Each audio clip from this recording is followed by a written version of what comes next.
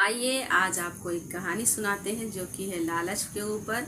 लालची कुत्ते के बारे में आपको वह कहानी सुनाती हूँ मैं। तो एक कुत्ता था जिसका नाम था मोती। वो हमारे घर के आसपास ही रहता था। वो बहुत ज़्यादा लालची था, कुछ करना नहीं चाहता था। जैसे इंसान होते हैं ना, कुछ करना नहीं चाहते हैं और बिना कुछ किए चाहते हैं हमको सब कुछ मिल जाए, तो उसी तरह से वह जानवर कुत्ता था। वो भी कुछ करना नहीं चाहता था और सोचता था हमें सब कुछ मिल जाए खाने को।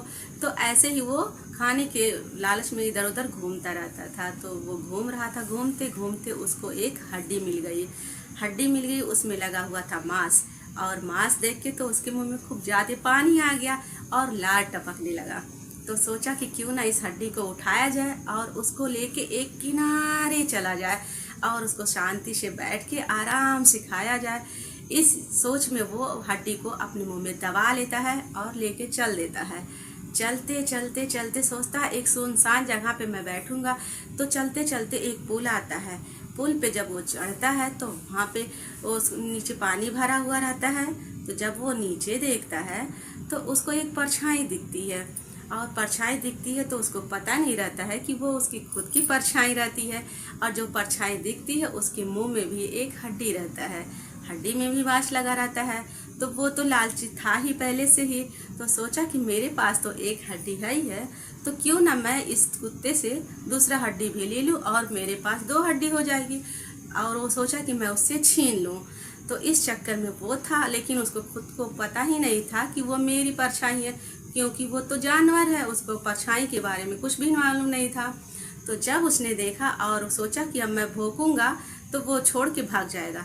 और जिस जिस तरह से वो कुत्ते ने भौंकना शुरू किया, मुंह जैसे ही उसने खोला तो मुंह से उसकी हड्डी गई गिर और नीचे पूरा पानी भरा हुआ था। तो वो हड्डी चला गया नीचे, पानी के अंदर दब गया।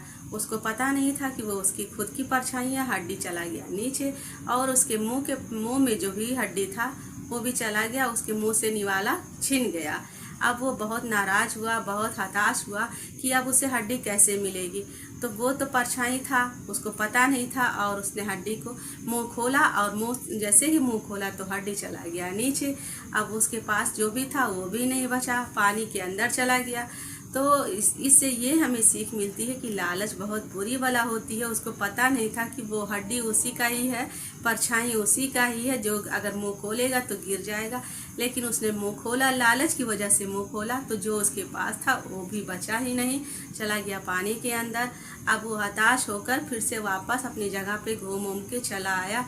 तो हमें इस कहानी से यह शिक्षा मिलती है कि हमें लालच नहीं करना चाहिए।